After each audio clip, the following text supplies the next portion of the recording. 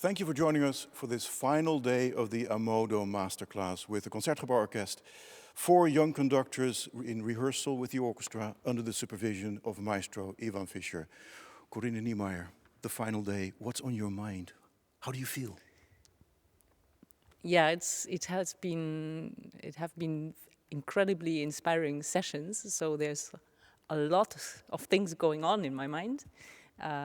There was a lot of input, and and what's on my mind?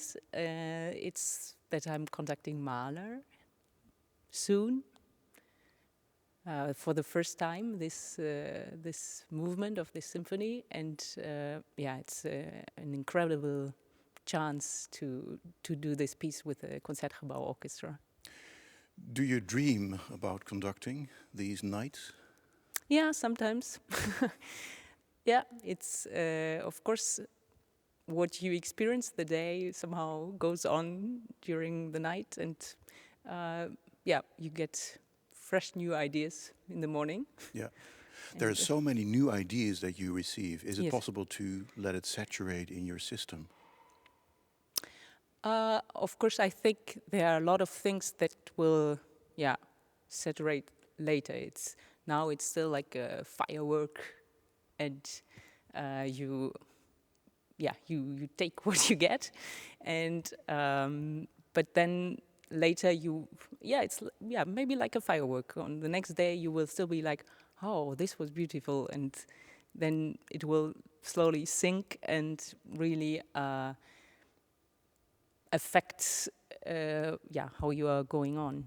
I think there are a lot of experiences of these days that will last even maybe your whole life. Yeah, I guess so too. The yesterday's session with his subject of empathy. Yes. That was so striking. I haven't heard that before. Yes. Yes. I mean, what are you? Are you a string player, a wind player? I'm a cellist. You're a cellist. Yes. So you know what it is like to begin. Yes. A note, a tone. Yeah, I mean it's different, of course. So when you saw it maybe in the masterclass yesterday, the string note, it can sneak in. Mm-hmm. A wind note, there's much more one moment where it will start, and and it's really nice if you have this feeling for each instrument, each musician, what they need, in fact, to play well and to play in the manner you want this music, or you imagine this music. Yeah, Iván Fischer took French horn lessons in order to understand this most vulnerable wind instrument of the orchestra. Yes. Wouldn't that be an idea for you guys to pick up a wind instrument, or an instrument of the other section you're not accustomed to? Yes, of course. So I had some lessons of wind instruments also, and percussion, but I think maybe it's good to have a little. How to say, a little sense of it, but probably it's more important to have one instrument where you can get musically far, and where you can really feel how it is, and because even if I take now some lessons, I will never have. I'm maybe aware of the difficulties of each instrument, but I will never have this ease that the musicians have with their instrument. So it's more a kind of a little understanding, so that they get a bit in their direction. But at the end, it's nevertheless this is their part of the music, and my part is to bring this together. Yeah, and the crucial part of empathy is listening. A major part of aspect of conducting is the art of listening. Yes. So what you get back in return. And to know, maybe also to know where it could go. So there are my limits on the oboe are very clear, but my limits of imagination are that there are no limits, and there are. This is also why this is fantastic here. You push really the horizons very far, and you get new ideas of what can be possible and what to achieve, and how to help musicians to achieve this. It's also about imagination of sound. I mean, do you imagine pictures? Do you see things? Or is it just the score that you see in your mind? No, I would say I see the score maybe, but I feel sound very intensively. Mm-hmm. So maybe the texture of sound and the light of sound is very important for me. And yeah, I would compare it maybe to a cloth, so silk or jeans or t-shirt. Texture. Texture.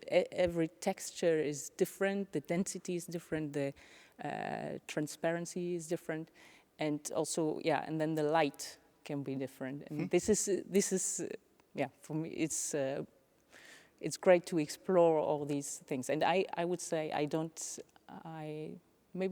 have very precise images. Sometimes characters, people, I imagine. But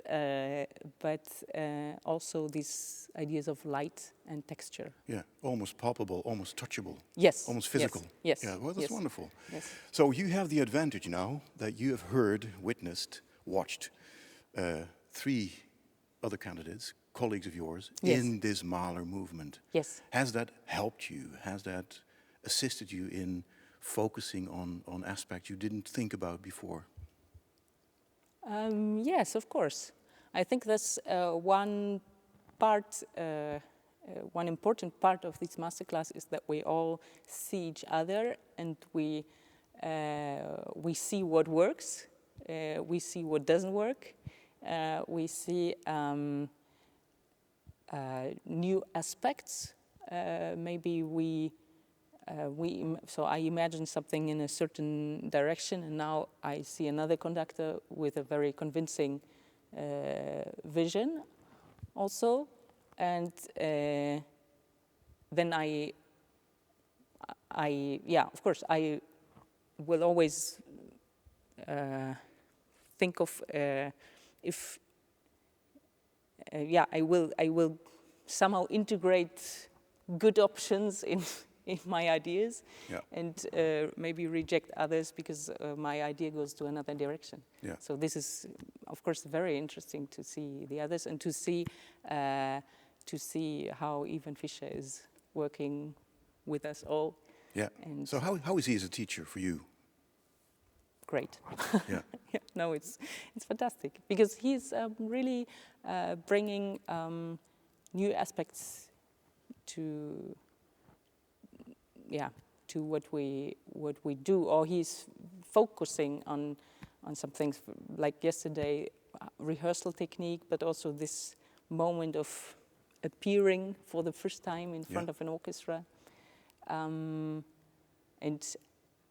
of course, we had a lot of, also in my studies, we had a lot of lessons in rehearsal techniques, or now I'm guest conducting in different places, and I always, I'm always checking my rehearsal techniques. Also, of course, I'm trying something, and then I see, well, this works. But then I get to another orchestra, and maybe this thing where I was convinced this works, all over this again. doesn't work. So you have to start all over again. Yeah. But the way he explained it is also very interesting, and of course with this experience of conducting a long conducting career already. So this is really inspiring. Enjoy your Mahler with the Concertgebouworkest. Yes, thank you. It's wonderful to have you this week with us, and I wish you a great summer. Yeah, it's with wonderful hopefully live music as well. Yeah. Yes. Corinna, I'm looking all forward best. to it. Thank you. Thank you very much.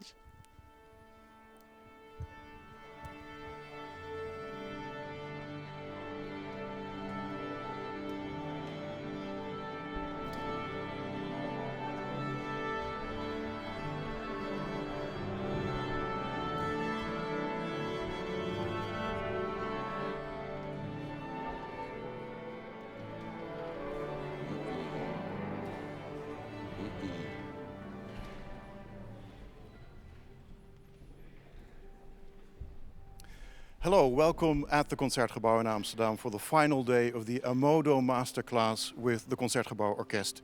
4 young conductors in rehearsal with the orchestra under the supervision of Maestro Iván Fischer. In about half an hour, we'll hear once again the finale of Brahms' 4th Symphony based on the Bach chorale Nach dir, Herr, verlanget mich.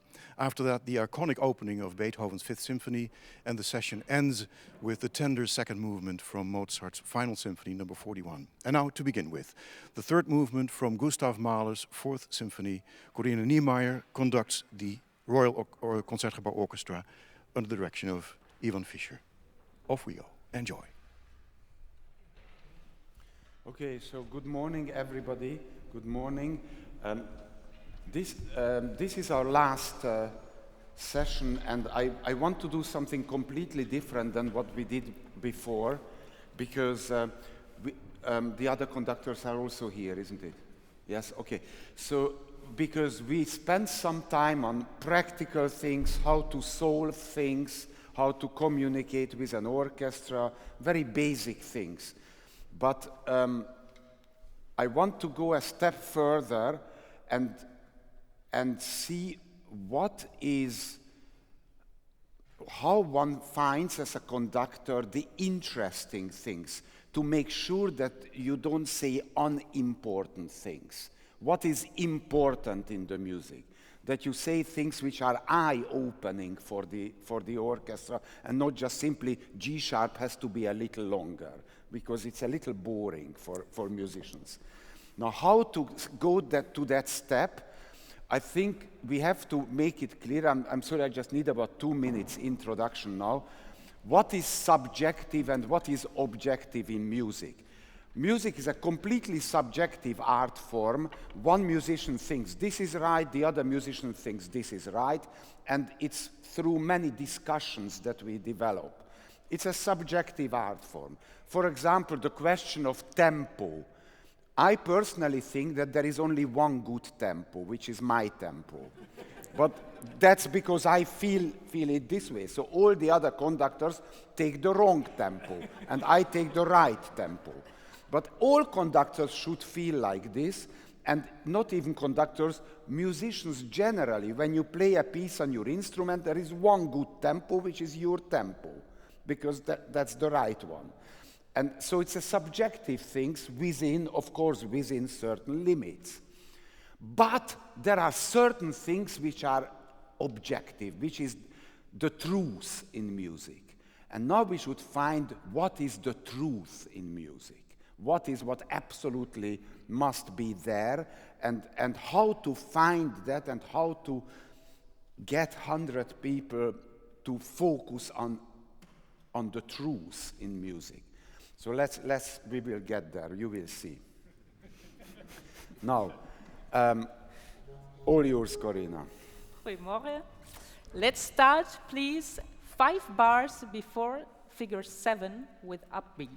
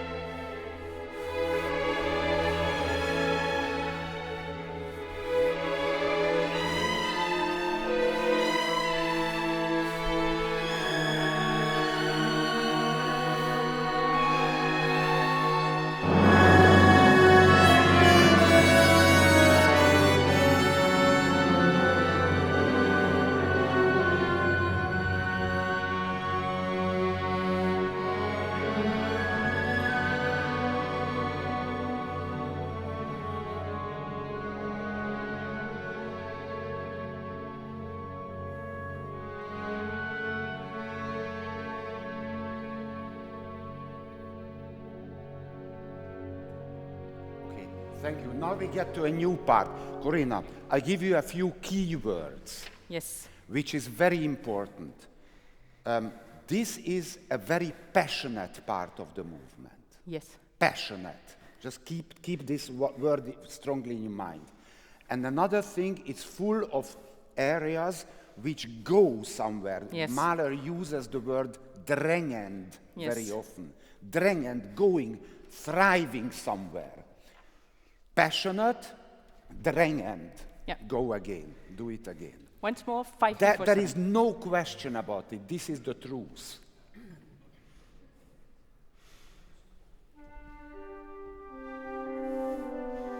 Passionately.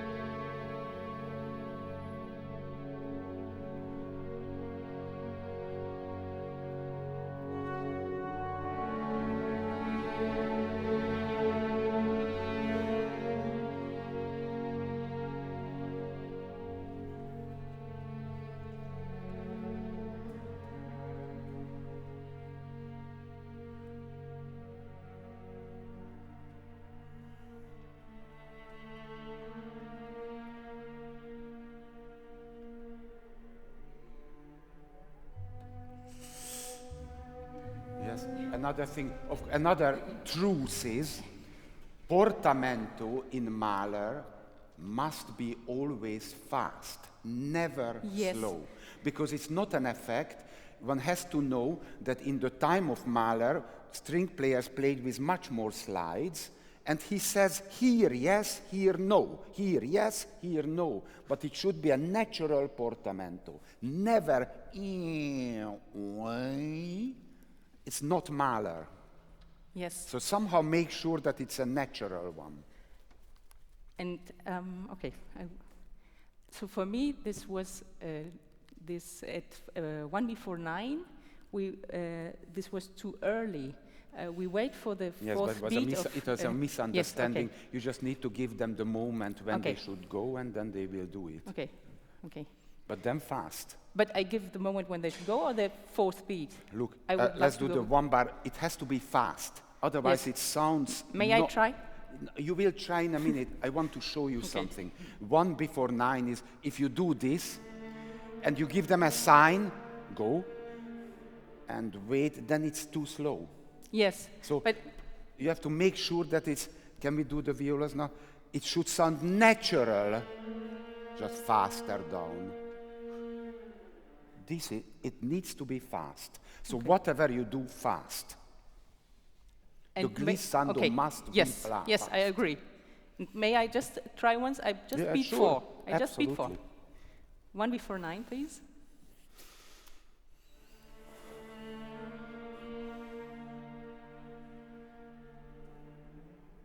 Okay, it's not clear. Once more. Yeah, it's a technical thing. Go.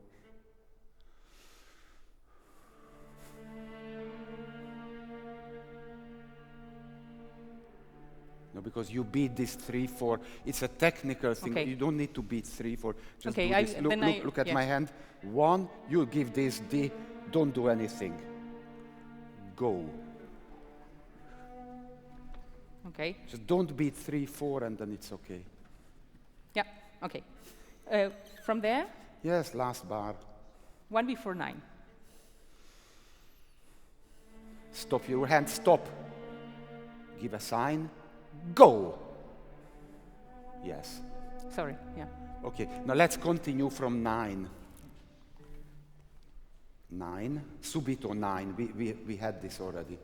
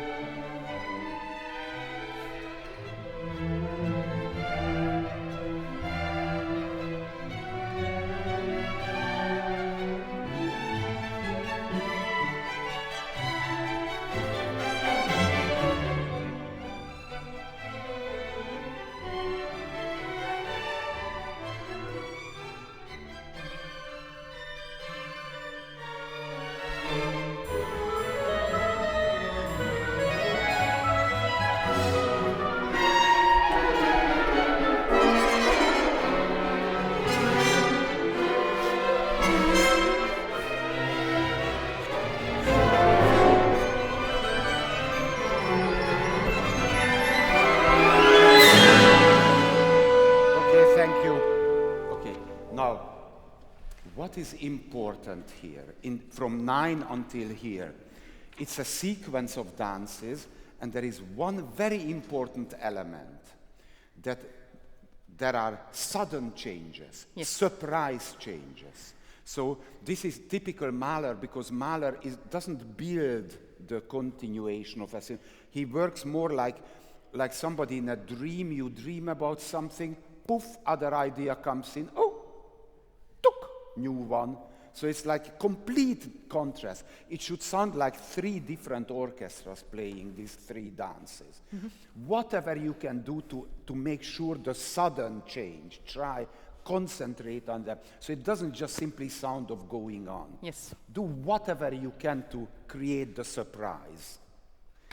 The Figure surprise 9, please. is the truth in this moment. Figure 9, please.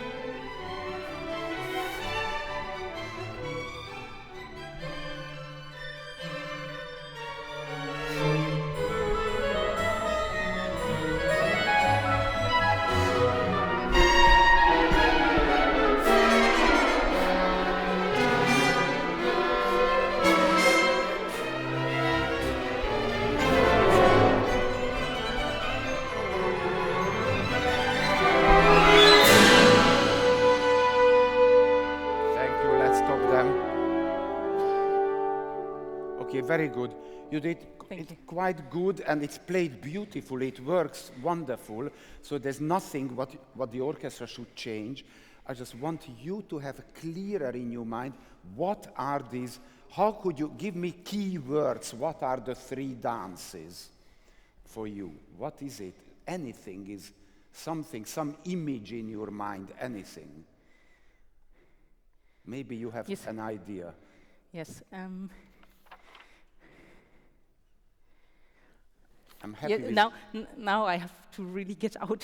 No, I put your you idea. under pressure here. I don't want to put you under. I'm sorry, but I can. Yeah, I offer mean, I agree with your idea of Just how 2 days to- before how to do it. that these are different people dancing, Yes. and Okay. the first is much more melancholic, sad. Yes. Okay. The second is getting new inspirations from everywhere, nature maybe, Yes. and the You know why I am forcing this? If you think about it, think about certain words, images, And it the- will be easier for you to Yes. say interesting And things to the the, orchestra. the third is Yeah. Jahrmarkt, Kirmes. Good. Very good. Yes. That's great. And then this, like often, this gets a bit too crazy. Then. Crazy. Yes. What Jahrmarkt? What is it? Kermis. Kermis. Yeah, that's great. That's a great image. Very good. And what the second is? Yeah, but it's not so naive. Not so naive. It's a bit like me. Less naive, okay. Right? Quite happy, like. But I find kind of little angels moving their legs from a cloud, you know. You have to imagine Yes. something, like something of turn of the century image. Yes. Blip, blip, ti-ti-ri-ri-ri-ri. I mean, you have, Yes. what kind of dance is it? That it's good to know. Now, also how to do the surprise. Can I just show you one Yes, little thing? please. Can we start before the 3/8? Just a few bars. Before allegretto subito, if we play 3 bars only. You see, just to how to create the surprise effect of what you did, this. It yeah. basically just goes on. Yes. Okay. But very simply, if you really concentrate on the surprise,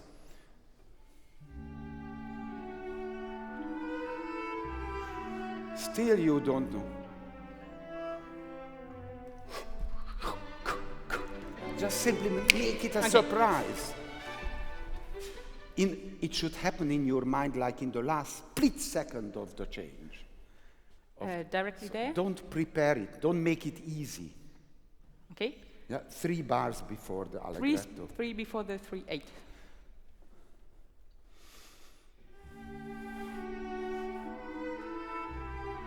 Stay here. Stay. Stay.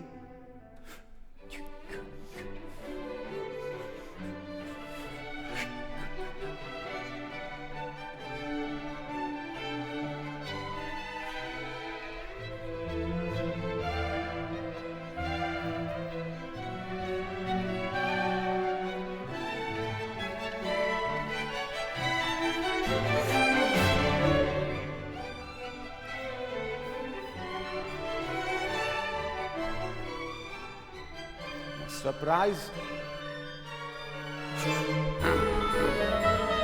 Okay. Yes, fine. Okay, fine. Very good. So just create surprises. Yeah. And whatever you say to the orchestra, this must be in your mind, that the surprise element of Okay. jumping from one to the other. Nothing else. That's the focus of it.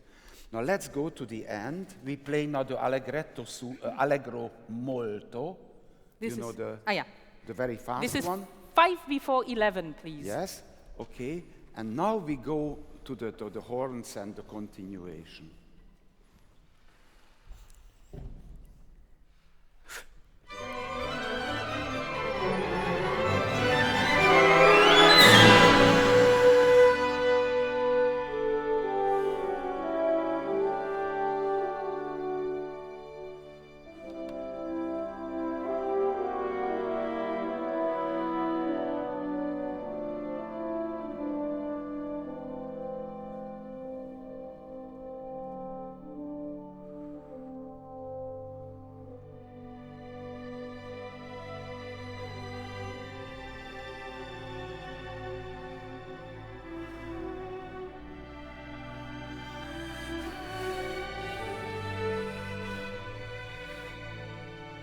Okay, thank you. Thank you. See, read a lot about Mahler.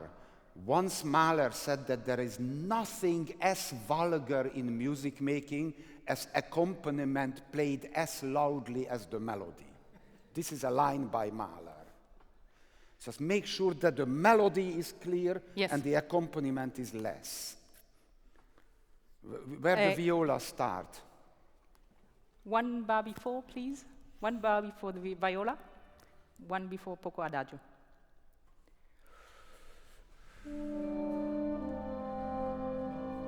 Make sure that they come out.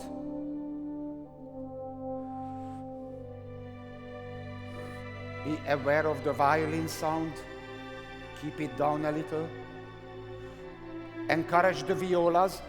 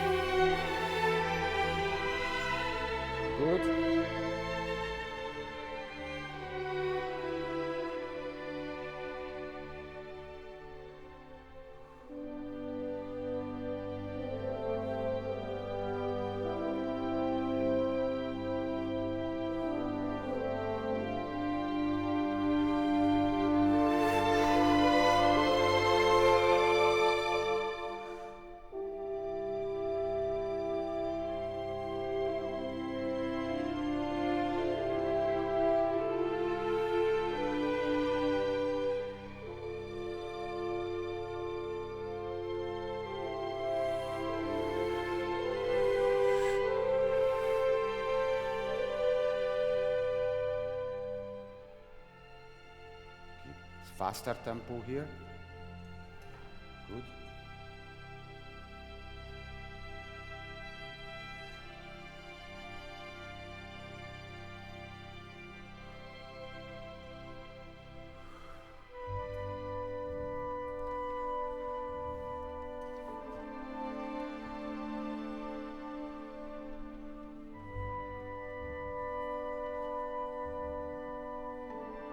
Okay, thank you.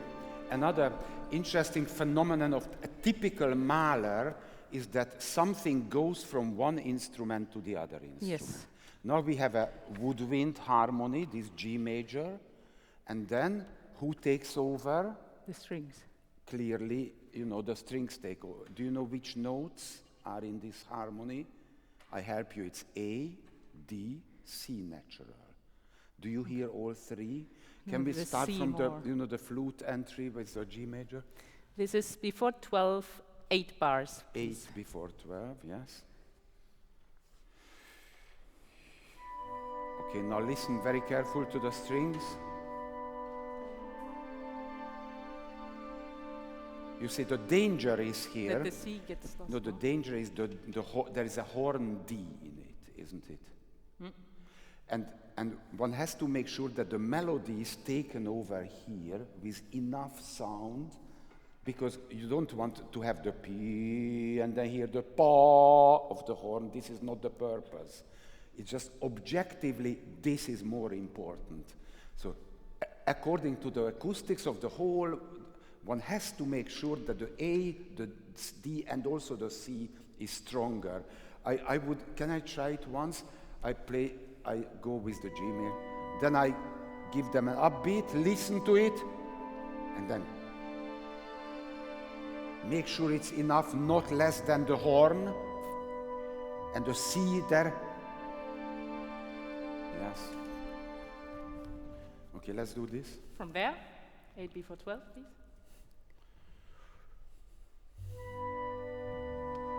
Strings, just listen.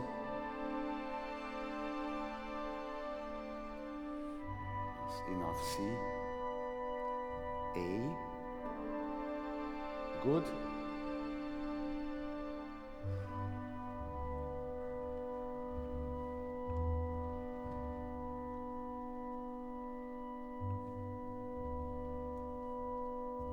Okay, now let's stop before we start here. Now, Corinna, when we get to the next E major, do you know what Mahler wrote above the score? That this is about No, there is a heaven. line there. Poco It's più not in the published, but in the manuscript there is a line. The heaven opens. Exactly. Der Himmel öffnet sich. Yeah. So make sure that the Himmel öffnet sich in the next moment. Directly from there? Yeah, just start wherever you want. Okay, this is 1 before 12, with the last notes.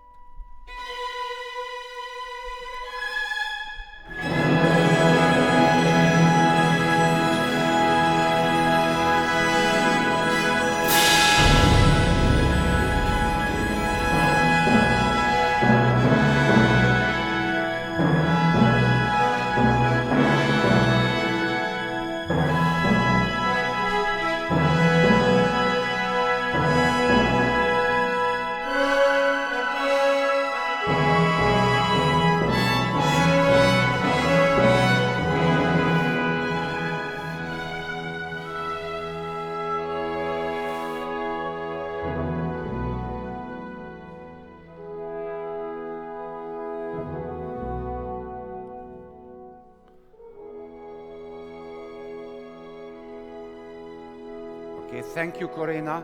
Thank you. Thank you. And what is written here in the score?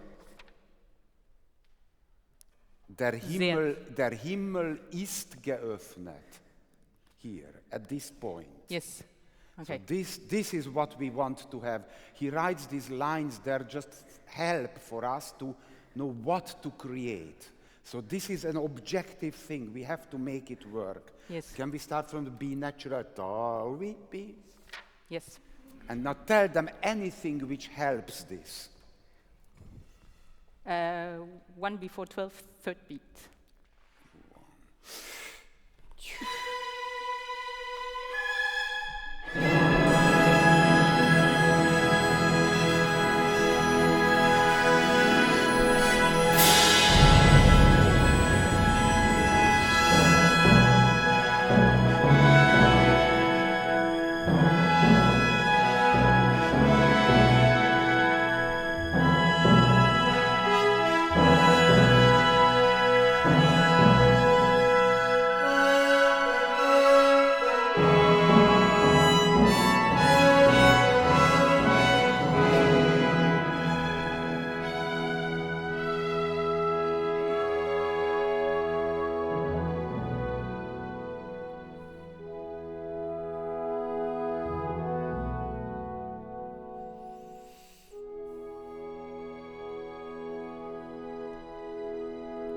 Okay, thank you, Corinna. I give you can I come here? I give you a few ideas. Just what? Can I just Yes. come here for 1 second? Maybe what we could do just to make it a little more spontaneous and magic. When you play the B natural, it's all right to slide a little to the G sharp. Not very noticeable, but just a little. You will find a way to make it. It doesn't need to be so perfectly together, because it's like we just suddenly, we have a sudden earthquake, magic, heaven opens. So it's something fantastic must happen. The strings should give everything. I want to kindly ask the double basses, don't feel that you have a timpani solo. It's also your solo. You know this, and the timpanists should feel that it's a combination with the basses. So then we have, it's like huge bells in the sky, which kind of play these notes. So everybody is as important as the timpani. So that will help. And then when the horns play the beautiful melody, pom pom pom tom tom, popi popim, rim popim popom. You can sing it out, sing it, stretch it a little bit. Let's see what happens. And just make, you have to create a fantasy about the heaven opening. 1, 2, and then. Now do something.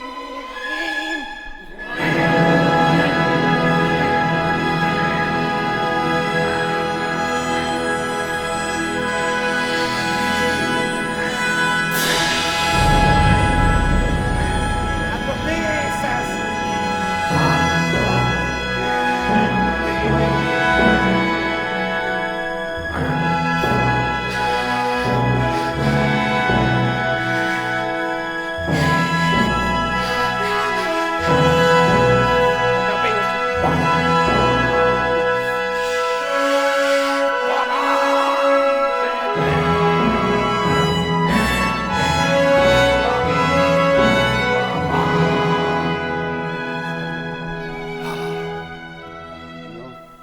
It's something, so you need to feel it. You feel the heaven opening.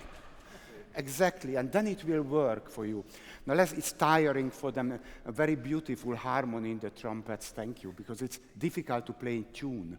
This is very good. Can we just please go on now, so they don't need to do this again? Maybe here. 13? 13. Figure 13, please. There's this little word, please, it's always good to add. Please.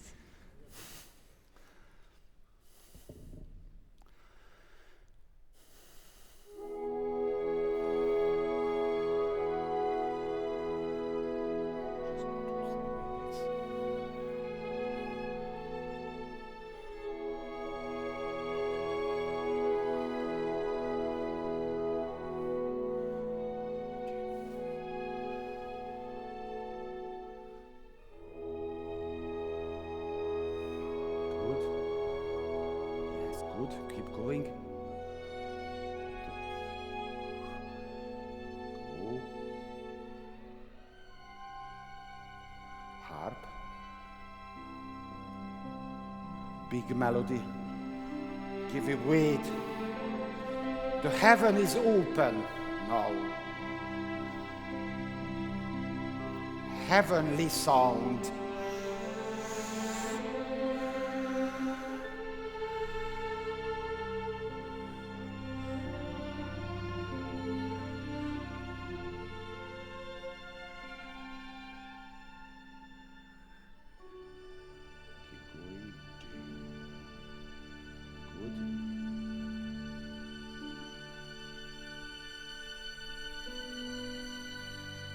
We will all see it in a few years. You know?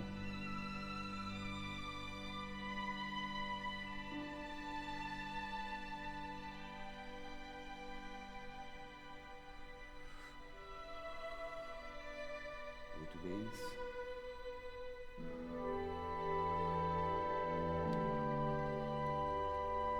If it's too slow, then it's difficult for the breath, so just be aware of flutes.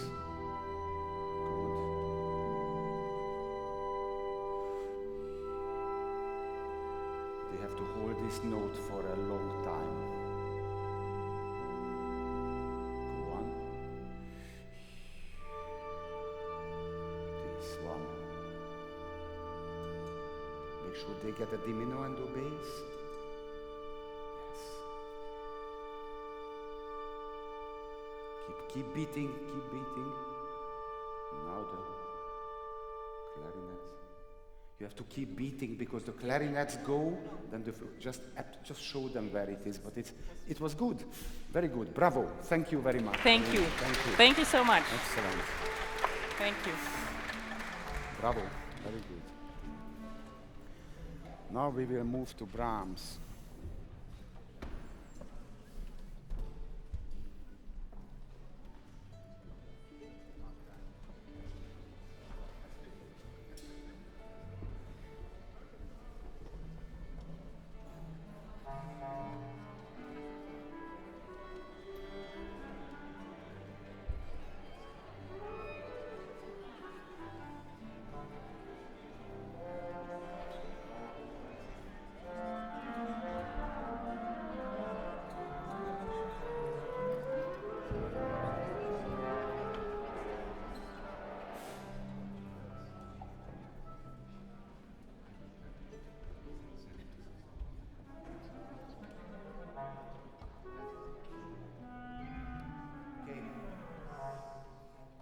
So it's much more difficult with Brahms because Mahler has images, a story.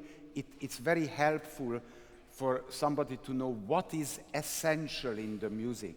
With the abstract music like the Symphony of Brahms, it's a little more difficult to find out what is important, what is the truth, and what is unnecessary little details. And now let's try, whatever you say has to be important. Yes. Okay. Good. Goedemorgen, dames en heren. I was very inspired yesterday by Ivan's impression of different kinds of conductors explaining the beginning character. For me, I really believe that this beginning and the whole Passacaglia is really sincere, really strict, really conservative, and I would like to try a very strict and dense version. Da capo, please.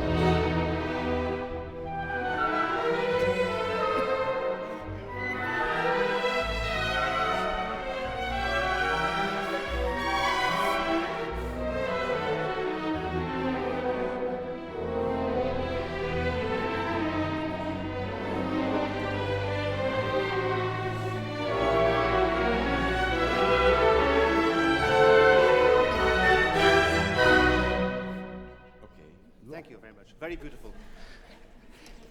Can we just have small details in the accompaniment?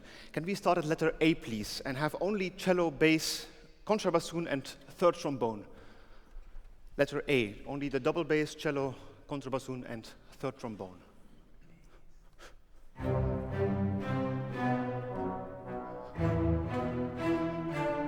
Yes, thank you. I think the third trombone can give a little bit more, so we really have this connection. Actually, the double bassoon, contrabassoon has the whole melody, and we fit in with this thing. It just has to really continue through the voices. Yeah, once more.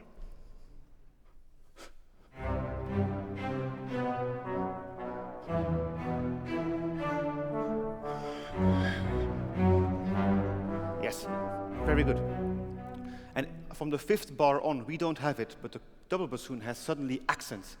So we can maybe help a little bit, still with the staccato, but a bit broader, so we support this idea. Then please, 8 bars later, bar 33, the lower strings, so actually all strings without the first violins, one time. Can we have the 8th note really short, yeah, really rhythmic, ba, ba, ba, ba, and the half note in the cello bass, we crescendo till the next bar. 33, please.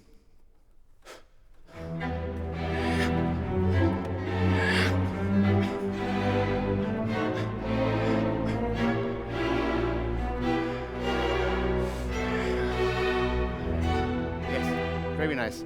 And here from the 5th bar, we actually have a melody as well. Pom, pom, pim, pom, bim, bi, which later on comes as another element. Then letter B, please, only the winds. The winds at letter B. I would like to have a little bit more of the triplets. Yeah, the triplets are very free, and the 8 notes a little bit softer. And enjoy that it's not together. It has to be like a free cimbalom player.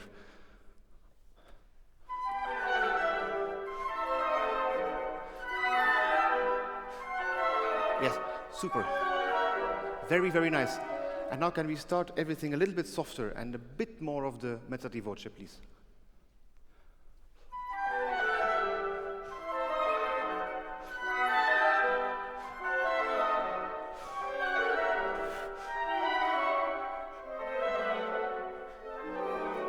Thank you. Very, very nice. And then when we go on, we have this dialogue between the horns and the clarinets and the flute. This is bar 49 and 50. The second bar always can be a bit louder, clarinets and flutes. We don't hear you. Okay? Can we continue at the winds, please? This is bar 47, 8, 9, please. 49, winds.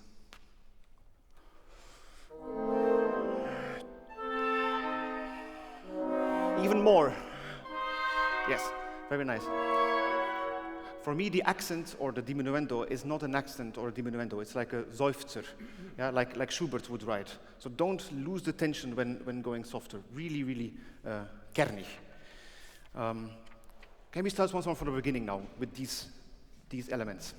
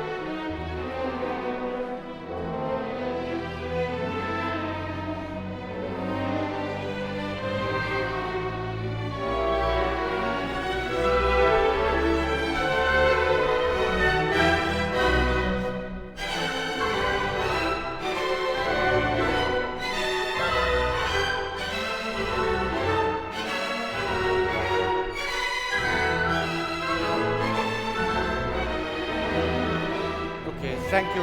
Let's start. Thank you very much. Let's just think a little bit what happened in the last few minutes. This tempo, what you do now, is a little slower than how you started, and I think it's all right because one gets carried away first time, and now you found a little more. Yes. I think this is more a realistic tempo. If it's too fast, you know, then later when you get, it would become too nervous, over a limit. Now, you started to take the orchestra into pieces like a little Lego something, you know, you take it in little elements, and it was obvious, it's probably obvious to everybody that you planned it ahead. Like you had an idea, okay, I will do this, I will do this, you know, I will take it apart in these pieces.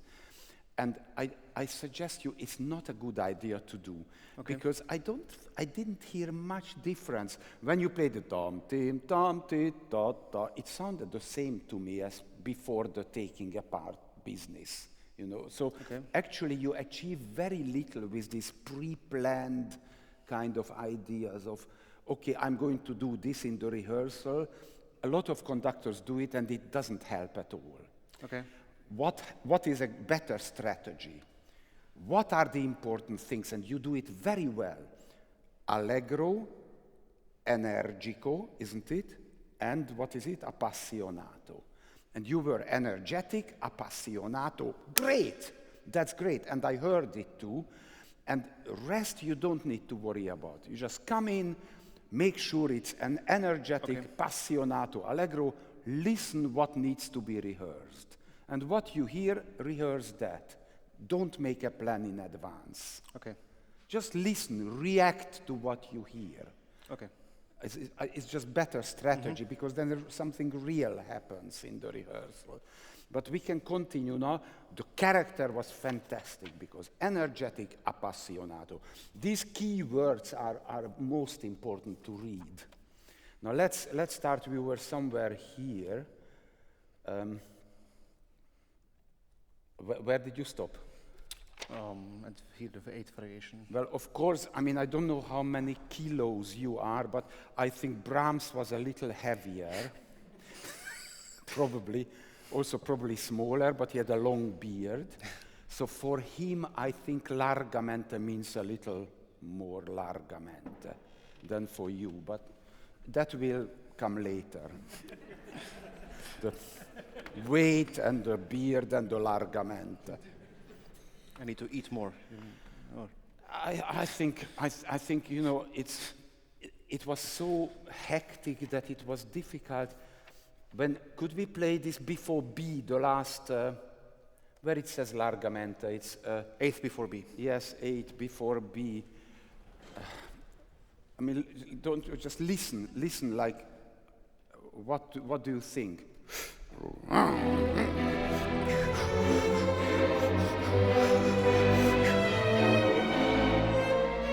If there is this amount of time to play with, or now imagine the beard, the belly, and then go a little bit like.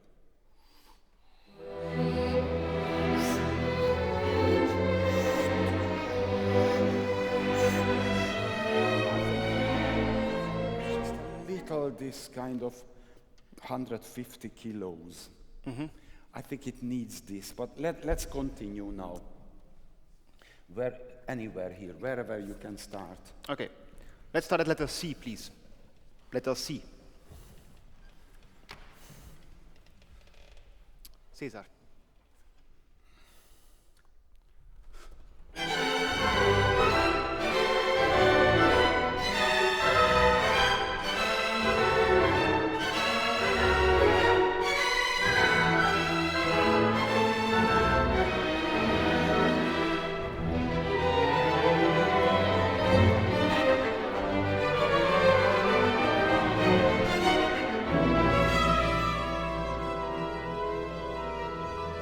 Rush.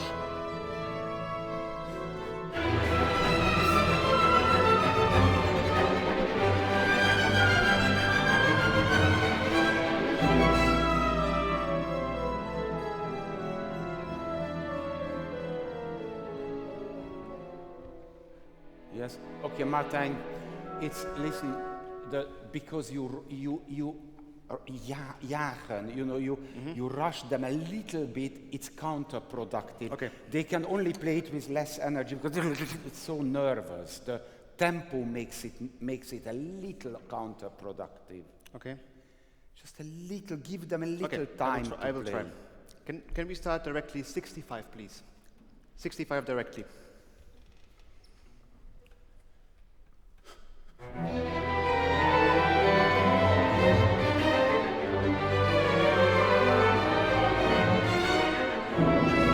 Not better, no. Sorry, it's just not better. I don't think you hear enough the violins. Can you try only the violins and you will immediately hear where the limit is. Yeah. This Same place, please. Listen to them well.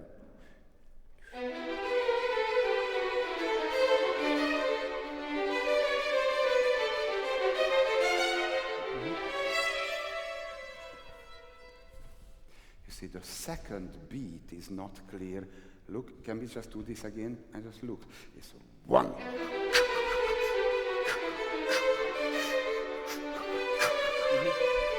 Just ta-ta-ta, ya-ta-ta-ta. Yeah. Just be aware. We can do it with the whole orchestra. Just keep the ears on the violins. Tutti, please. 65.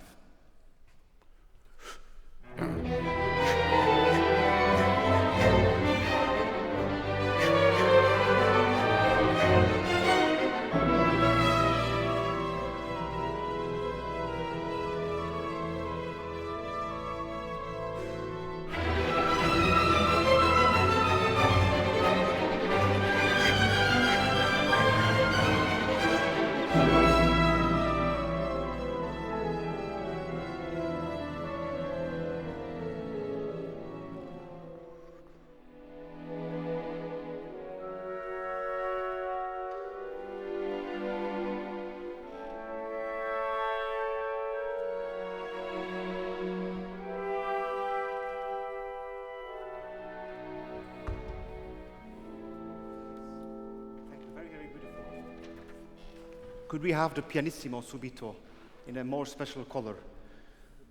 The last one, yes. After D, we have the pianissimo can be really, really different. And for me, the viola has the melody at Daniel, so we can maybe have a bit more balance for the colleagues here. Yes, a bit less, so we hear the violas better. For me, the parts before now were a bit too heavy. It's okay, but let's continue. Okay. We can discuss this, but it's okay, we played it so many times. Let's go through what you just asked them to do. This is D, isn't it? Yeah. Daniel, please, D.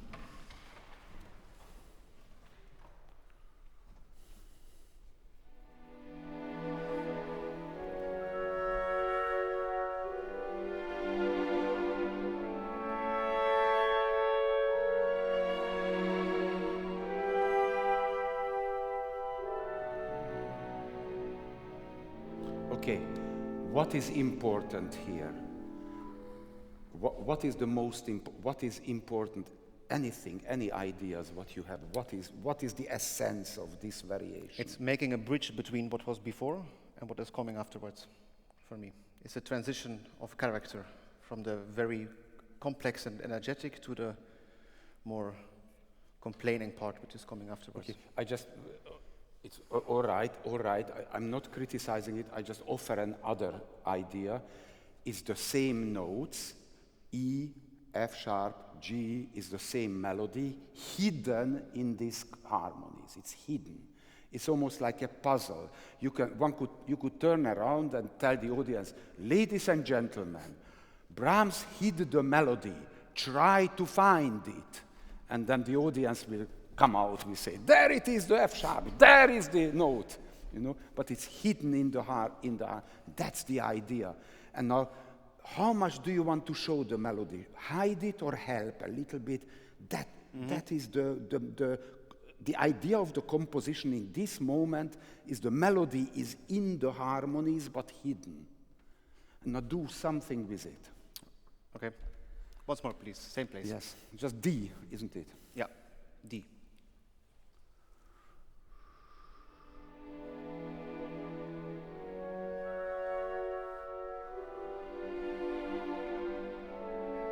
F.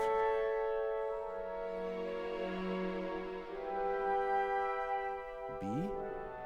E.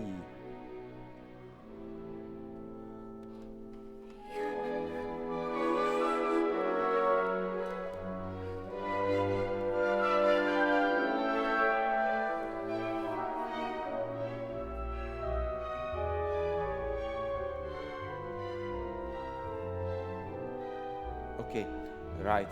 Just, that when you imagine the piece and you find an essential element, then it will open your fantasy. Like, let's see, how does Brahms actually tricks us? For example, he doesn't start with a tonic chord. Can we just play the first note of D? What is this? You see? It's a surprise, but the E is in it. Where is the E? In the cello. Here. But it's not a tonic chord. And now listen to the last chord, another trick. Can we just do it a little faster? So it's D is 1, 2, 3.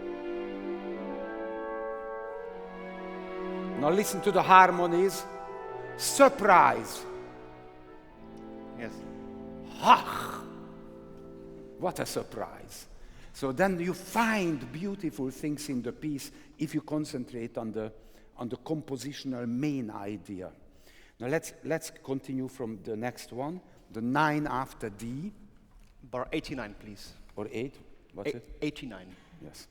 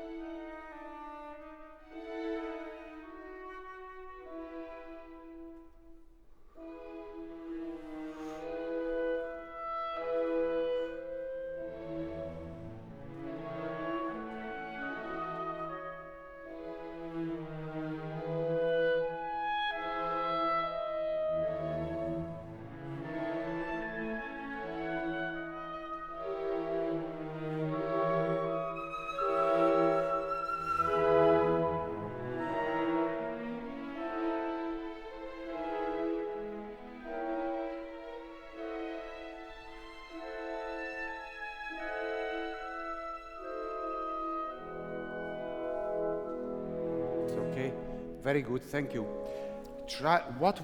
Do you find anything important? Important is a key word today in these last eight bars. This variation. From there. If you don't, it's not no problem, I help, but if you have an idea, it's great. Yeah, it's this changing in the colors, and then again, here in the strings. Yes, I offer you another one, but it's good. One is that after the three notes, there is always a dissonant note. And if everybody in the woodwinds could make it a very big sigh that moment, in a variety of ways. Let's play. Do you know where I don't? 105. Thank you, 105, so it goes 1. 3 notes, appoggiatura.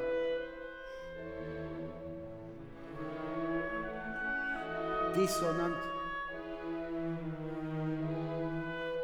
Something here.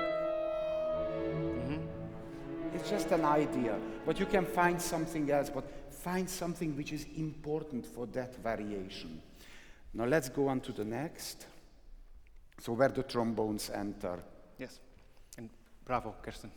Thank you. Letter E, please.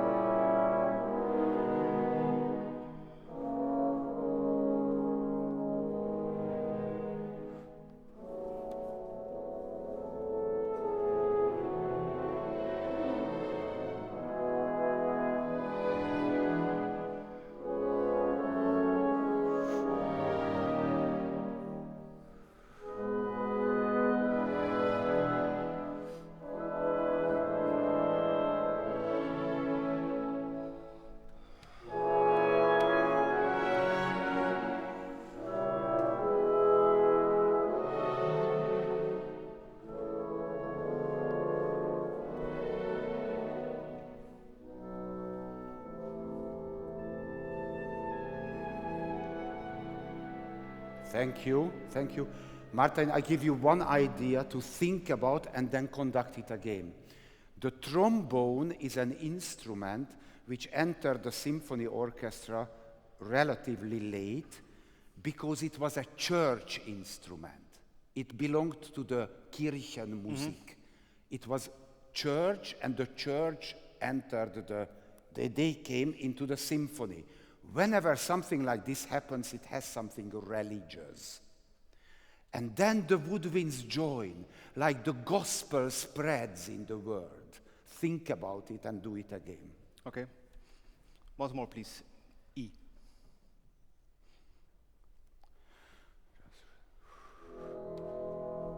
Church musicians.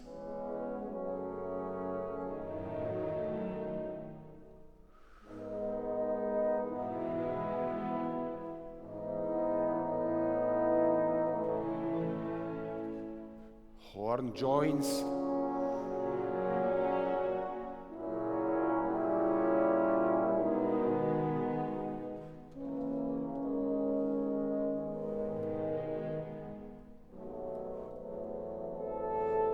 And just let them go a little bit. Also, let them grow, it's all right.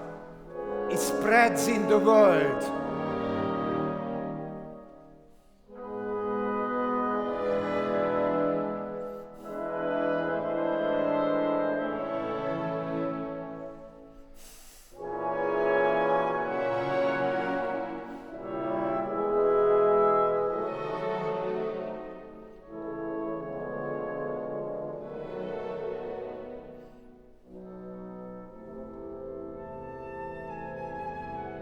Good.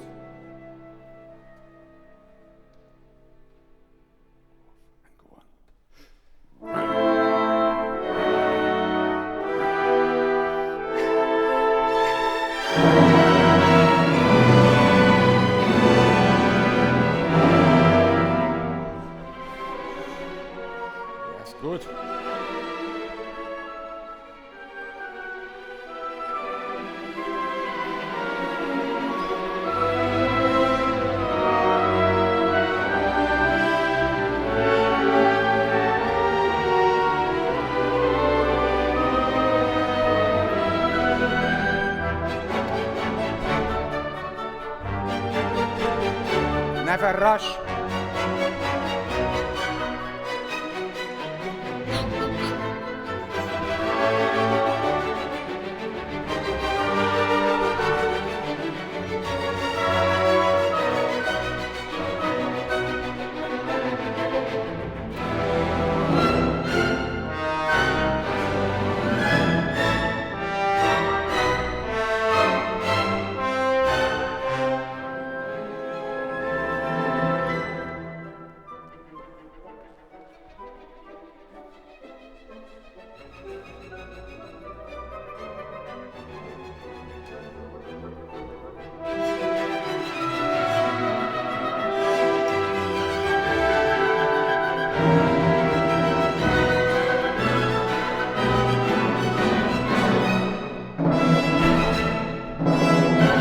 Bigger and bigger!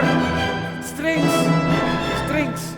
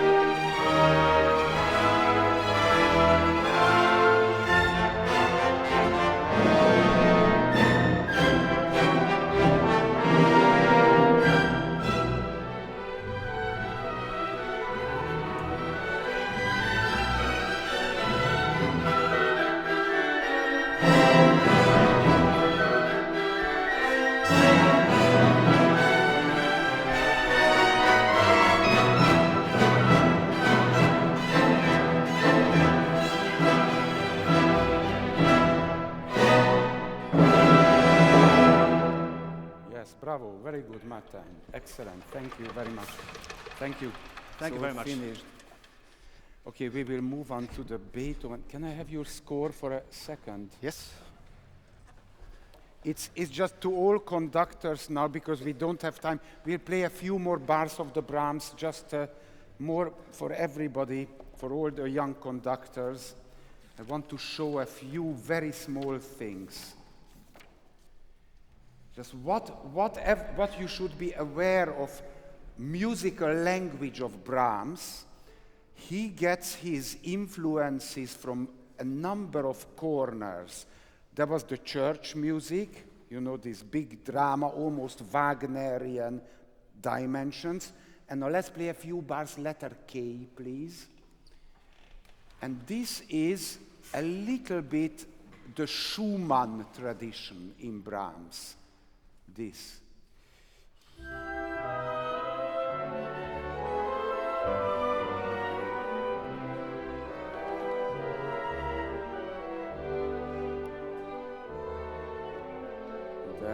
That's it. And even one can encourage the wind players to play it a little rubato, like a little Schumann serenade, like a little moving with the fast notes. Let's see how it works. Only at K.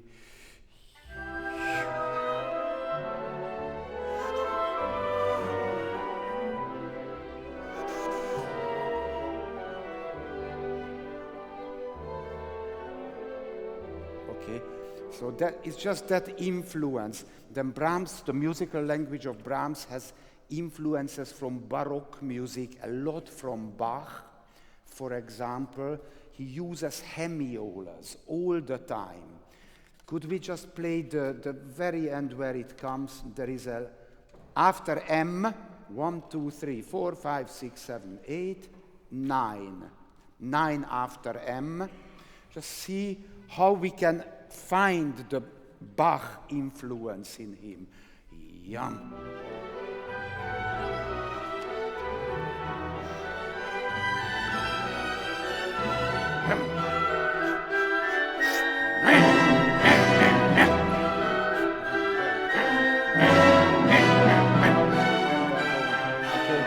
It's just, you know, for all of you, be aware what he got from Schumann, what he got from Bach, what he got from the church music, and that opens the vision of Brahms.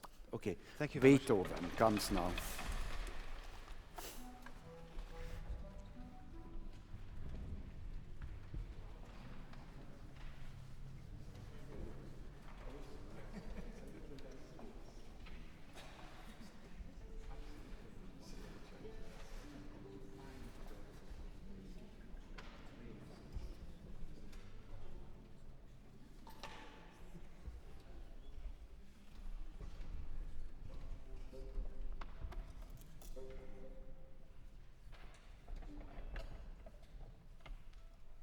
Good morning. Morning. Now, Katharina, before we start, let's think a little bit about the whole symphony, because we don't want small music details like little longer notes and so on today. Vision of the whole piece. So how could you describe the whole symphony, from the beginning to the end, what happens, anything? I think the main thing is the whole drama of C minor to jubilating C major. Very good. So C minor to C major. And how is this transition? How anything about this? I don't want to hear a certain answer. I just want anything what comes to your mind about this. In between, there is something very friendly and a totally different Absolutely, yes, good. key. Yes, I give you a few ideas. I think this is the very first symphony in the music literature which does this. From hell to paradise, from tragedy to jubilation. And after the Fifth Symphony of Beethoven, this became the norm. Almost all composers did the journey from tragedy, like Second Symphony of Mahler, for example, just as an example. Tragedy to jubilation. It's the dall'inferno al paradiso. This became the norm. And it's invented here at this first movement, the tragic. Now we only have, unfortunately, the first movement, but it's the tragic part of the journey from tragedy to jubilation. Okay? Just keep that very strongly in mind. Yes.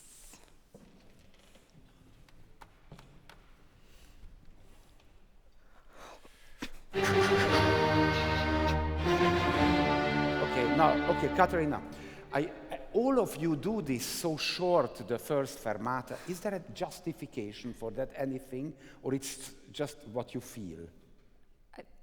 Yes and no. I mean, there are reasons for long and short fermatas. I mean, it became such a world famous, even, everybody's children know this. I mean, this is like the four notes the whole world knows, and it has a reason, because it's so ingenious, this ta-ta-ta-ta, and just to go so fast on, it's a pity, I think. It's important. To start a symphony like this is unheard of. It's a complete revolutionary idea.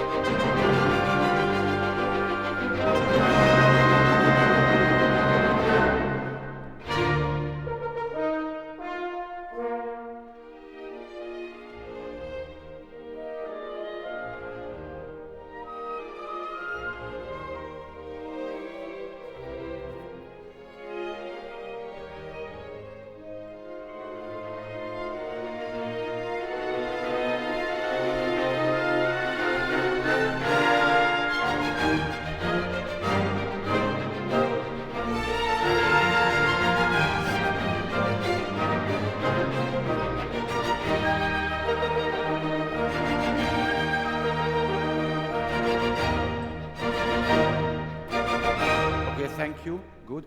I throw in a few ideas, and let's see if it affects you a little.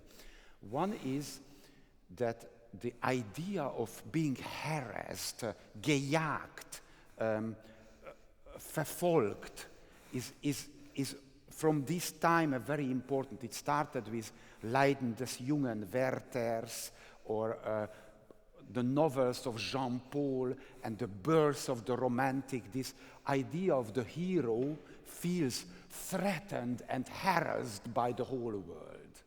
And I hear it very strongly in this. It's like all the orchestra wants to eat you up. That's how you should feel. Like they all want to, they are after you. Ah! This is how you should feel. Okay. Let's try it. Just a little bit the beginning. Feel harassed.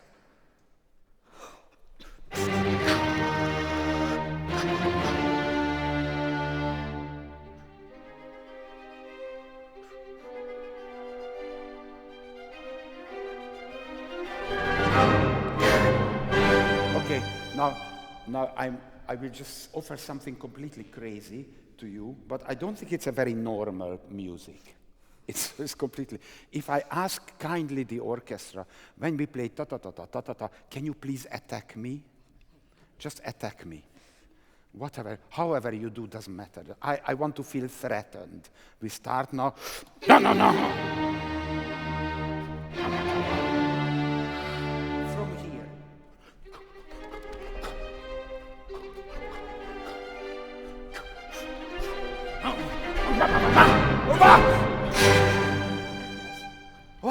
The spirits are around you.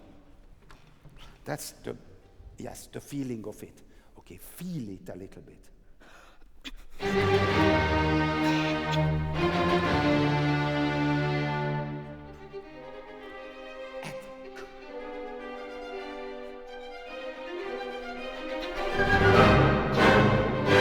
Okay, thank you. Very good. Very good. I just don't want to type, we played it so many times. Just this is one idea, the birth of the romantics. If that. Now another idea, why is this music so revolutionary compared to earlier classical music? I don't want to make it difficult for you. I have an answer for this. Because it's motivic. It's not a theme. This is a symphony which doesn't have a theme. It doesn't have, where is the tune?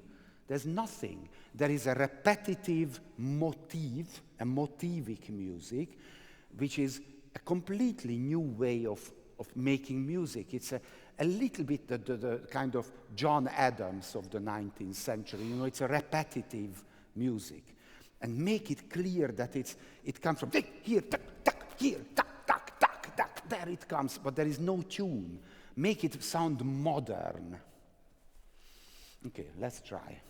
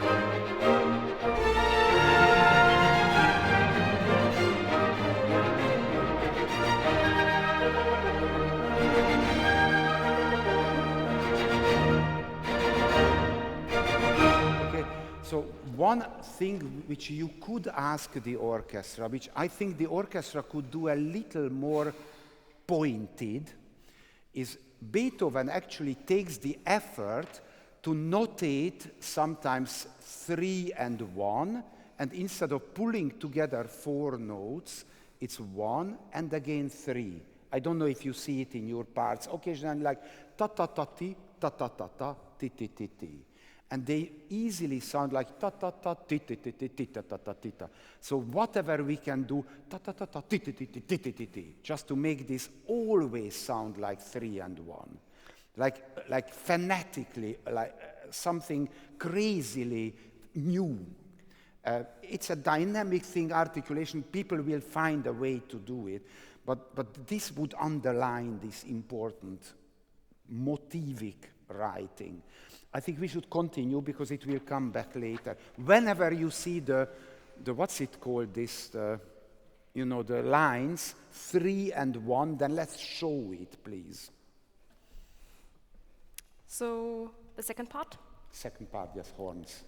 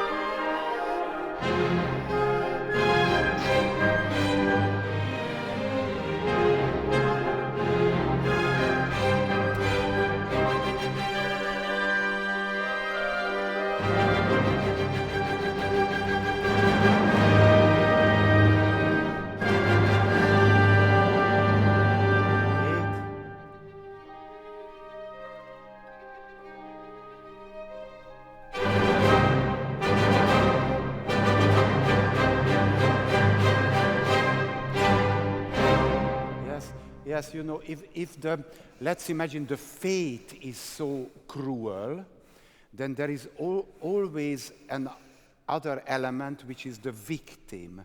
So if the fate is terrible, then the human is weak. So it's obvious that Beethoven chose for the harsh music a contrast, which is the very vulnerable human being. And this last, the pianissimo, the tiro, tiro, tiro, this should be the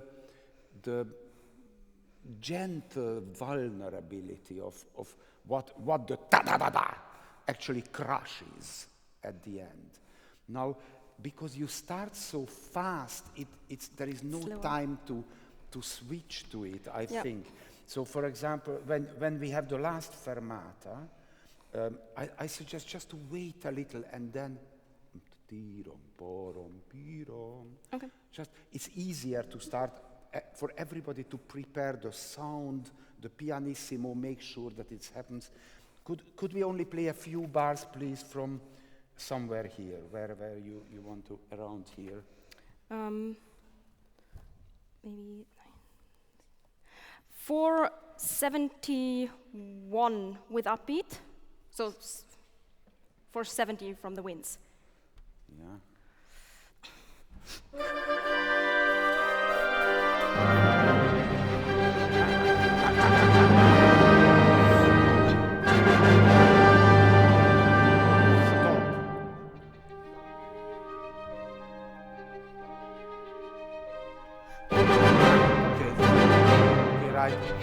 I mean, I can imagine more. Can we do the same ones, just the same few bars? It's all right to stop, you know, it's like one. Where are we? Where do we start? We started 470 from the winds. This, 470. with the upbeats there. Okay, so.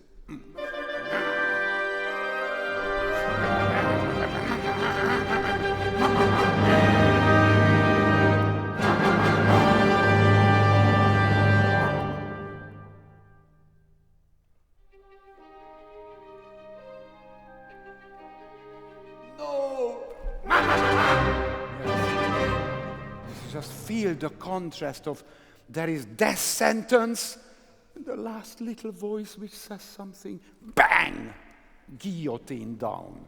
Okay. Same place, 470.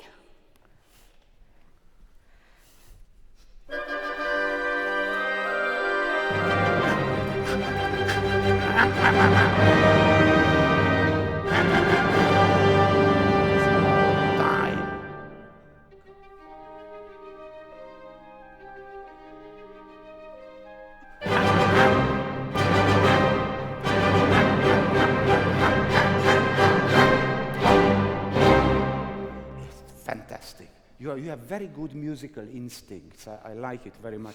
Also, you hear the orchestra well. It's very good. Excellent. Thank you. Anything you would like to do? Let's see, just a few minutes. Something which helps you or anything. I mean, it sounds great. Thank you. Yes. Okay, but you're wonderful. Thank you very much. Excellent. Very, very good. Great future. Thank you. Bravo. No, it's good. Now we get the cleaning and the Mozart.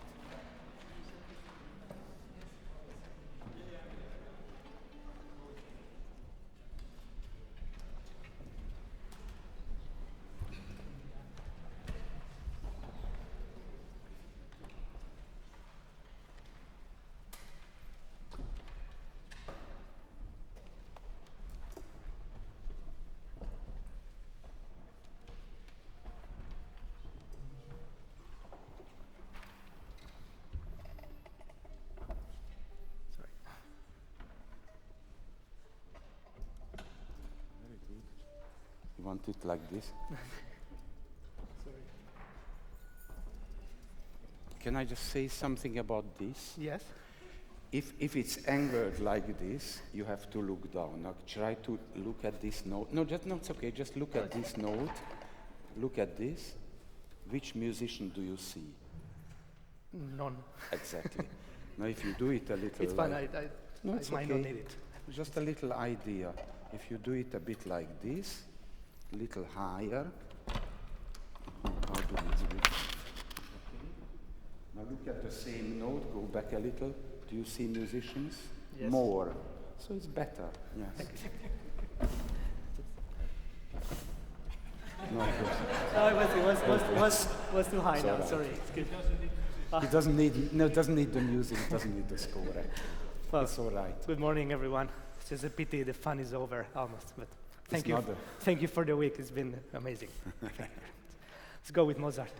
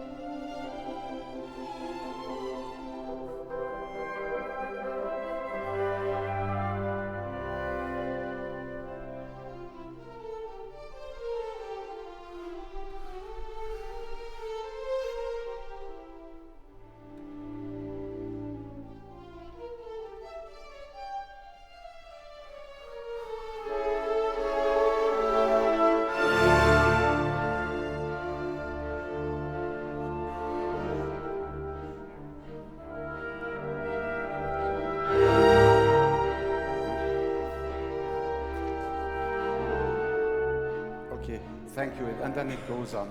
Very good. Bravo. You did. Fantastic. Very Sounds nice. beautiful. Beautiful. Everything fine. Now, relax a little bit. I want to have a little theory now, just to see how does one play a Mozart melody. Let's try to find help and keys to that. And I suggest, like, there are elements in the, in the universe, like there is fire, earth, air, and whatever, water, and anyway, it doesn't matter. There are basic elements of this style of music. And these are very well expressed by the usual Italian words we use. Like there is the dolce type of music, there is the grazioso type of music, and there is the risoluto type of music. And if you look at an opera by Mozart, obviously the Elviras are the more dolce ones, the Zerlinas the more grazioso ones, and Don Giovanni is obviously the risoluto. Now, let's see this as basic elements of this. And the melodies work from these elements in 1,000 combinations. So there are notes which have a little dolce in them and a little risoluto with them, or something between the two. Now, let's discuss it. Maybe let's play the first bar of the symphony, or the 2 bars, and then what is it? Shall I just say it or show it? No, just conduct it. Just conduct and feel it. Listen to it.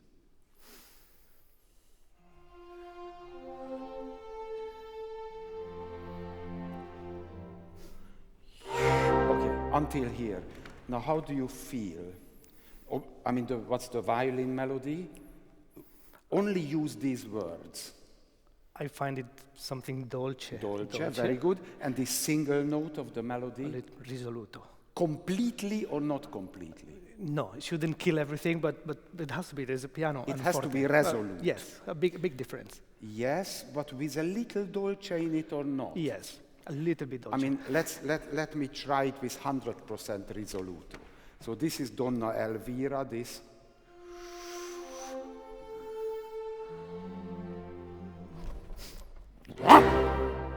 No, it's too heavy. No. It's too heavy. I mean, really. So it's on the scale of risoluto and dolce somewhere. Yeah, but a little wake up. But now try to show how dolce, how risoluto you want it. Okay.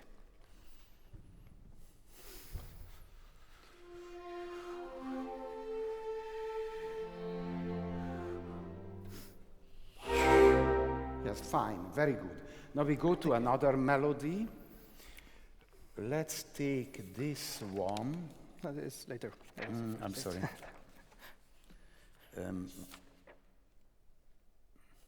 This, and let's just play only with the first violins. It's bar 32 in this score, I hope.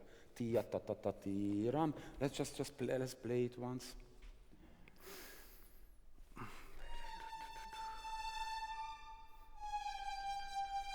That's it. What is the grazioso element in this, and what is the dolce element? The grazioso are the little dots. Yes. And the dolce, the appoggiato time. Now yes, you can make it now very clear. So you make tia pa pa pa, very grazioso, tia ta ta ta tiam, and the dolce ending, or you can blur it a little, tia ba ba ba ba im. What would you prefer? I will blur it actually a little bit. I wouldn't, but okay, do it. So it's all right.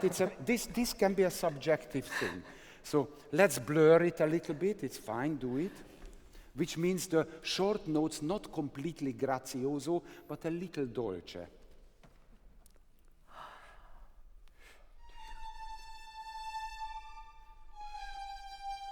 Okay, and now try once the opposite. Try my version, which is going from 2 dolce notes, suddenly grazioso notes, back to dolce.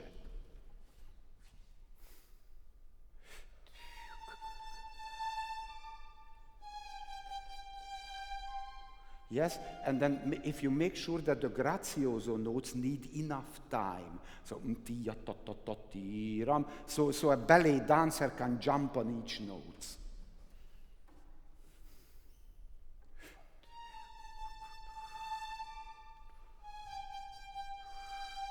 Yes, and then but you can make it.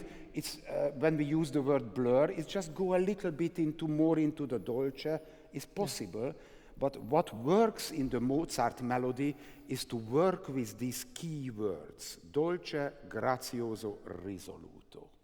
And now I want to add a fourth word, misterioso. Let's find what is the misterioso start here. This is bar 43, please, and we go on after a bit, of course. 43. Sorry, 43. Bar 43, excuse me.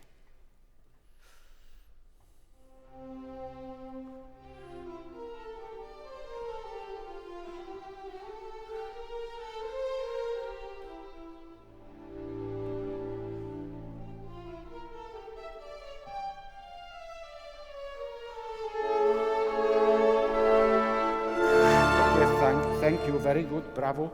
So obviously that there is one misterioso moment in it, and it's good to find that. Now, this whole piece, these 4 bars, they come out of the context.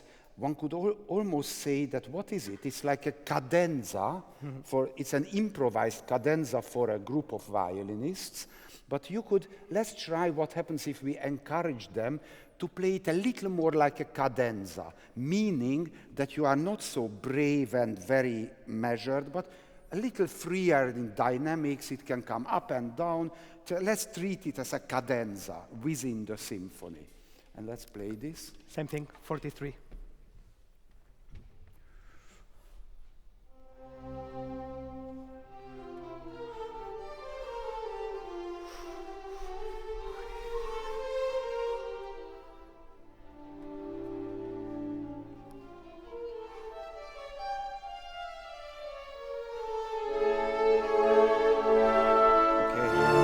Try once.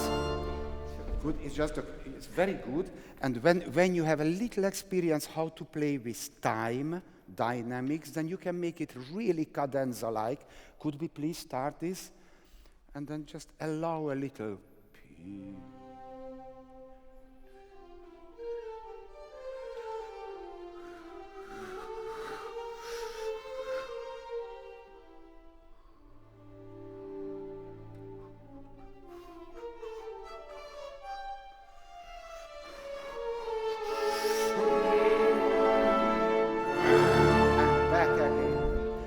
So sometimes when you see something standing so alone, it's a little bit like a little improvisation. Symphony continues. And then it's good to kind of show that. Now I offer something, another one. I'm interested in your opinion. Next start, when we start the forte. 47. Let's imagine that we get a Baroque music specialist conductor here, who says that, who will ask the violas and the second violinists to play, when you play all the oboes, don't play as written, but go with the second triplet note. So not as written, but with the second triplet note. I don't want to surprise now people, so it's just unusual. So we start from the forte, please. This is, what is it? 47. This forte is 47. Here now.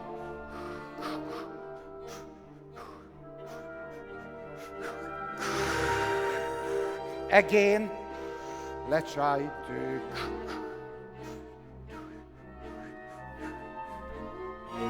Okay. Which one do you like? I show you both. What is written or this one? Yes. The written one, of course. Okay. Let's see. Let's do the written version. 3 and listen to.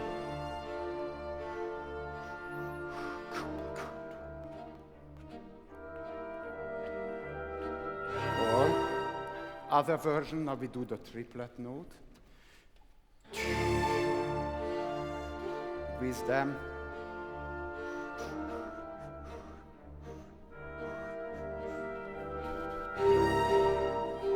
Okay. Just tell me really what you think. I think in my mentality of a percussionist, I'm loving that polyrhythm that it's You written. prefer the contrast. I do like it very much. Now, I just want to be practical. If you do the S-written version, so you go for the non-together, because they play triplets, they play dual, you know, then it has to be incredibly clear so that people even over 65 hear it, you know, in the hall. Everybody has to hear it. So let's make it very clear. So we do it as written, but very pointed also from the first violins. Let's start the forte. Actually, I think that it would even help if we anticipate our first note in the triplet a little bit. So this spread it out. Sorry. So let's do directly bar 47. 1.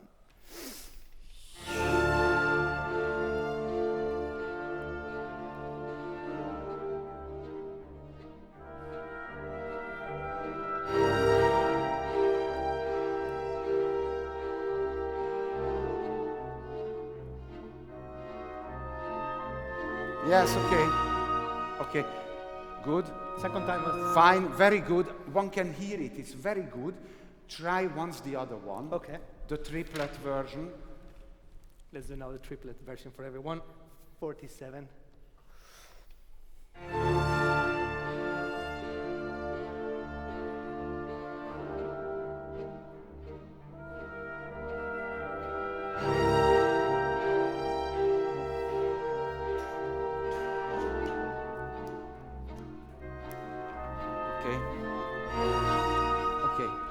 Jaume, I think, you know, if you really read about it, you will find out that Mozart never uses the notation of writing a triplet and writing a break under the triplet. I don't think it exists. So there is a good justification for the triplet version, and from listening from there, it sounds wonderful, because it's like a swing, you know, it has something jazzy. That can we do it once more and just make it a little swing-like? It's so great, this kind of... It's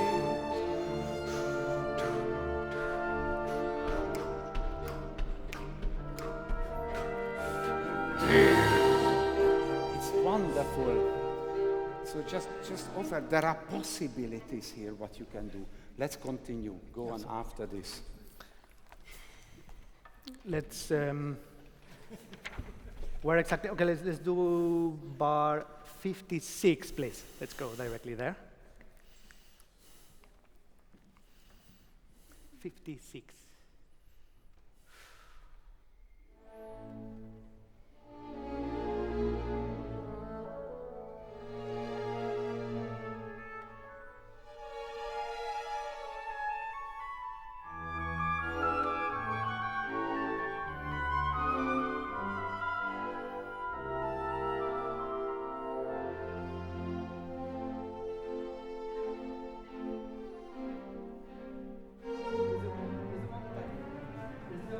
From letter C, and actually have a little bit more rhythm now with the middle section doing the zoom, zoom, zoom. We don't have it. We didn't have it in the opening. A little bit more walking. From letter C is bar number 60. One time, and let us drive the thing.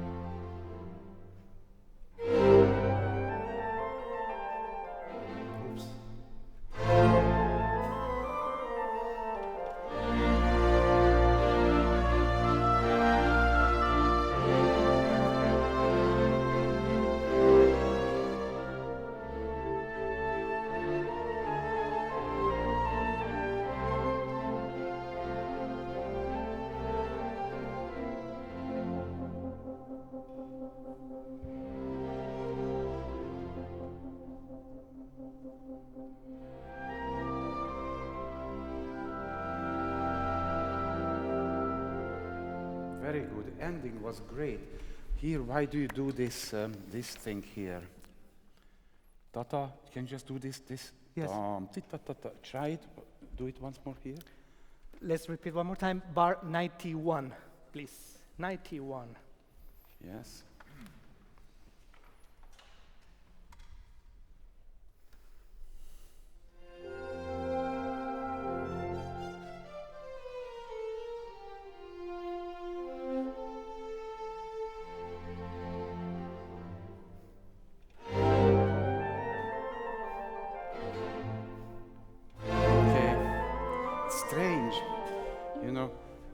Here a conductor can only disturb, because it's 93, isn't it? If we play only 93 and the strings without strings, the 93 is 1.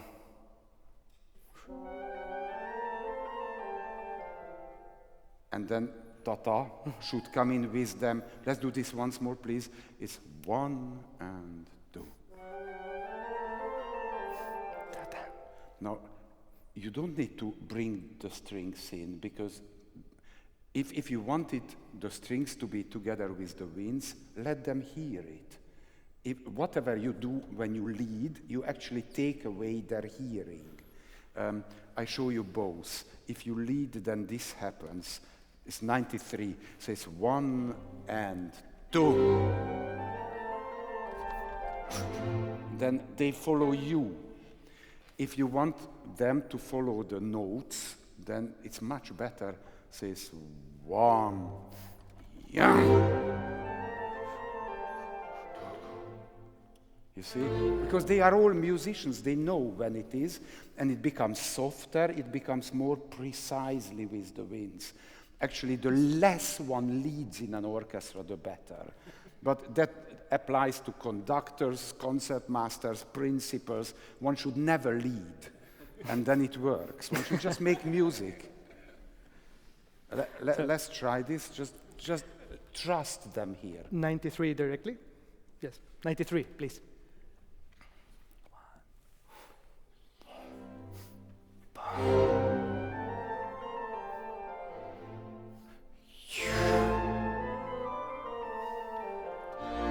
Okay, good. Right. But this is a practical thing. Now let's go to more important. Here, something occurred to me, this flute cadence.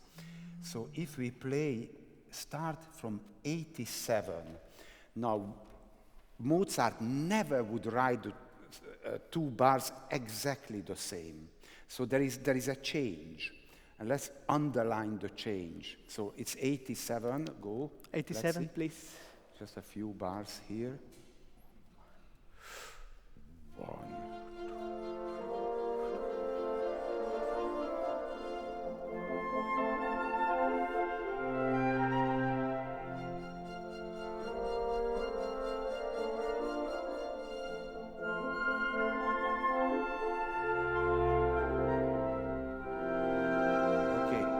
This is not easy. Of course, there is a different octave and a few changes, but the big change is the different type of flute cadence. Because one is with smaller intervals, the other one big, and everything with bigger intervals needs more sound. Naturally, each singer, if a singer sings da-ra-ra-ra-ra, is different than da-ra-ri-ra-ra. So bigger intervals, more sound. Make sure that the flute is important, not the horns there, not the strings. And the big flute solo at the end, leaving enough time. Yeah? One more time, please. Thank you.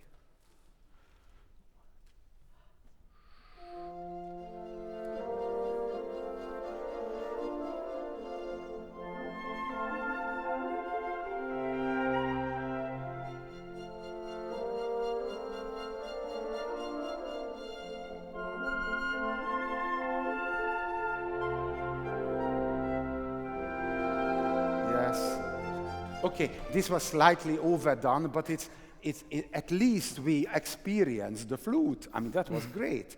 It's good. Now try to put in within the frame, which is still in a unity. Good? Last time, I promise. Yes. 87.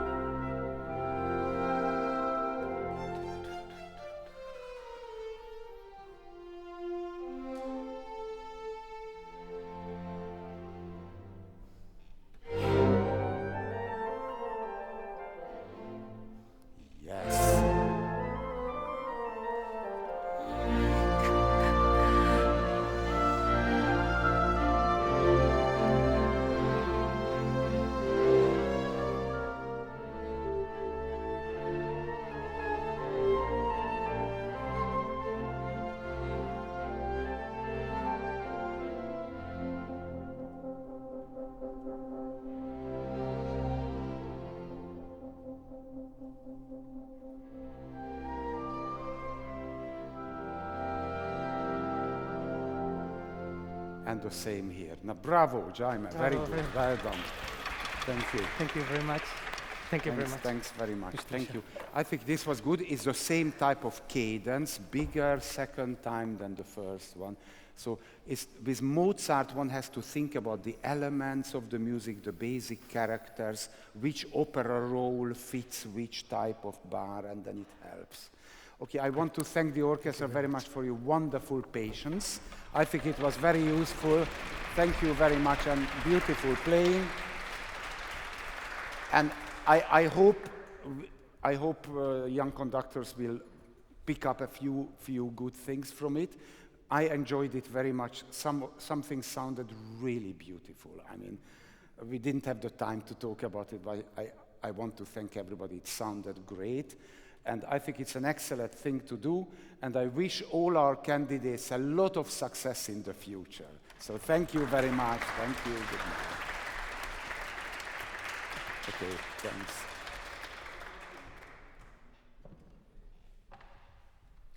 Well, that's it for this year's edition of the Ammodo Masterclass by the Concertgebouworkest.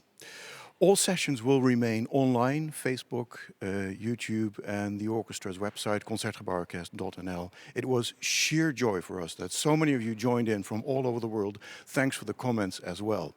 Now, please stay safe and healthy. Enjoy the weekend. And from all of us here at the Concertgebouw, let's meet again. Goodbye. Iván Fischer, have you done this before, teaching? Not really. I don't remember a master class. I have assistants.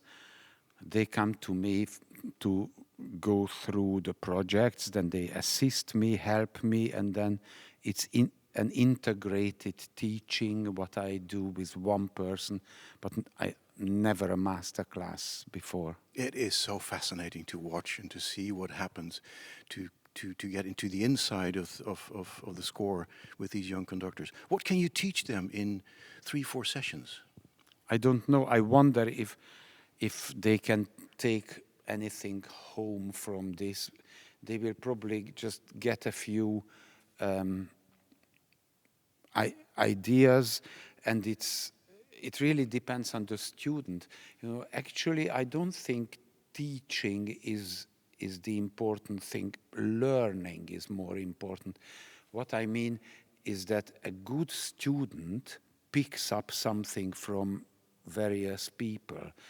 And if there is a good student among them, then I'm sure they will pick something up from me, and they will use it, integrate it in their system.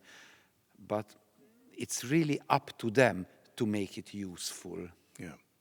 I was wondering while watching what's happening during these sessions, maybe it's a naive question, but how do you become a conductor? I mean, I can understand piano practicing or oboe or whatever, percussion, but you need this ensemble in order to become a conductor, but that's impossible for a student. And I think it's very dangerous also, because you see, there are 100 musicians, and if a conductor conducts them who is not a great musician, then it's for the orchestra. It's terrible. It's a terrible thing to follow somebody who has nothing to offer.